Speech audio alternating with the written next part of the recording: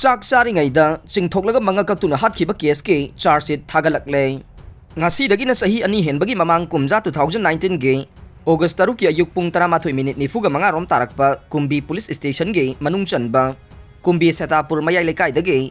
Khangembam achaw chahi nifuga nithoy apokpa KS Ningthoremba bu Chakhumda Chak Charingeida namduna Chingthoklaga masagi thonggalda Mangak Kaktuna Hatkhiba thokdoki matangda Kumbi PS na mihatpagi case ama lakhutkhrabasu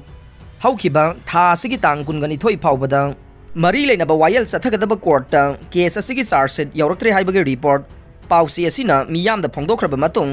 tha asigi tang kulhumdoida case asigi Chargesheet session judge Bisnupurgi court na phangle haire loinana Chargesheet ase ngahan phangbaga loinana session court asina special trial case number 14 of 2022 laukhalaga case asigi wayel chathanaba thavak laukhatpa hore haire case asigi Chargesheet phangbaga loinana court na ngahan laukhatkiba wayel ga mari leinaba thabak singi matangda thokpa ngahan gi order amana case record ase judicial magistrate first class Bisnupur na kamit tawrakpadagi phangbani haikhe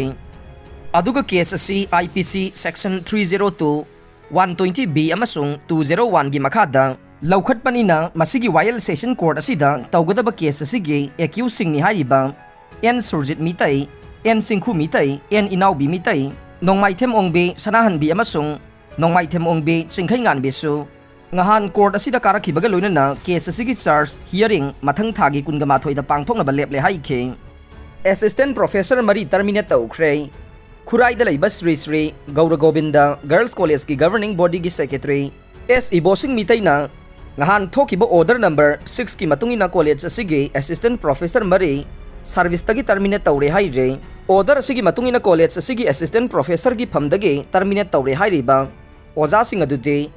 L Zibanmala English M Sumati English N Nimila education amasung TS Tombisna home science ni haire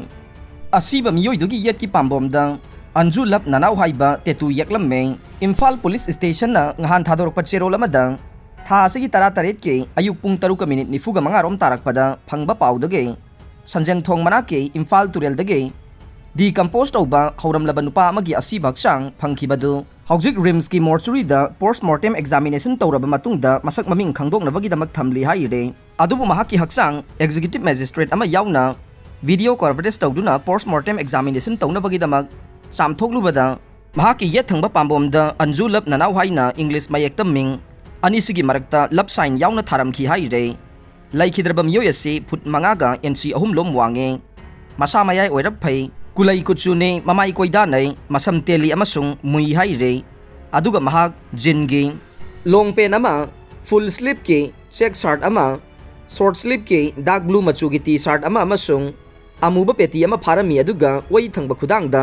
komla machu gi langsum ama sirami haire mahaki haksang tha asigi kungani thoida postmortem examination tawkhre aduga haksang asigi matangda tha asigi taragani pandasu pause singda phongdokkhre haire adumoinamak lakliba tha asigi kunmanga fawbagi manungda haksang asibu kanagumba singna masak taklabaga loinana claim tawdrabade mari leinaba authority gi ayaba lawraga haksang asi dispose tawkhragani haire aroibada tabiriba pumnamakpu thagatchare